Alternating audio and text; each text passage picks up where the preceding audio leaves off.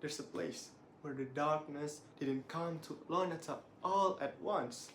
It crept in, switch by switch, until the town forgot what light felt like.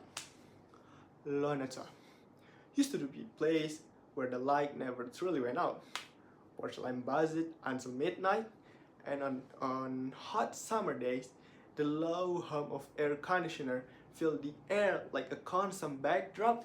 But everything changed when Mayor Zaros Balarudin took over.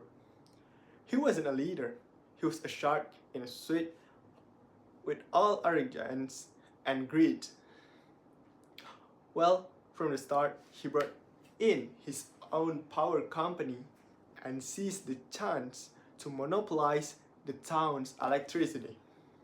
The bill rose by staggering 99%, and to tighten his grip even further, he ordered the street lamp turned off at night, forcing people to pay if they want light.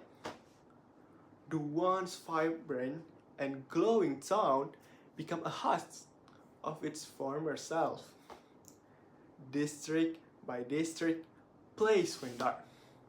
Porch lamps stopped buzzing, air conditioner no longer hummed, and the heart of Lonata was smothered under the weight of his greed.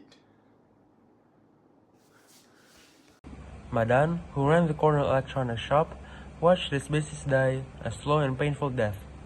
Nobody wants to buy electric-powered goods anymore. He closed his shop early and went to sit by the river, where his friend, Salas General, would be waiting. Salas was an engineer, smart guy, but even he looked defeated. I just don't get it, Madan would sigh. How can one guy do this to a whole town? The frustration was very visible on their faces. Then, Salas suddenly got an idea and pointed at the water. Madan, why don't we just produce our own power? Salas said enthusiastically. As the day was getting dark, they decided to discuss the idea on the next day.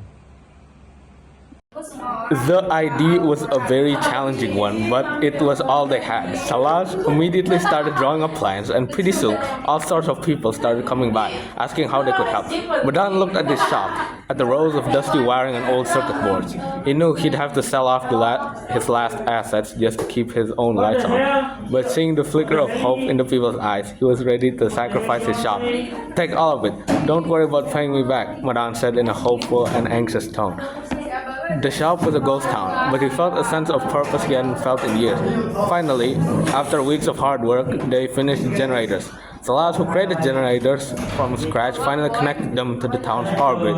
Suddenly, the dark and lifeless nightlife of Onata turned bright, with porch lamps and air conditioners turning on. As Zaros checked in on his power company, he saw a steep decline in income.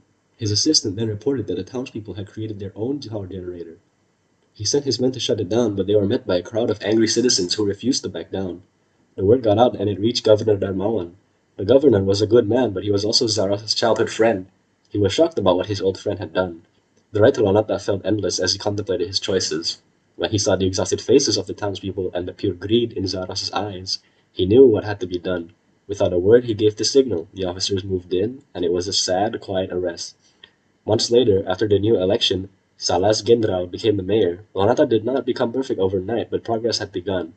We'll get this town back on its feet, he told the people.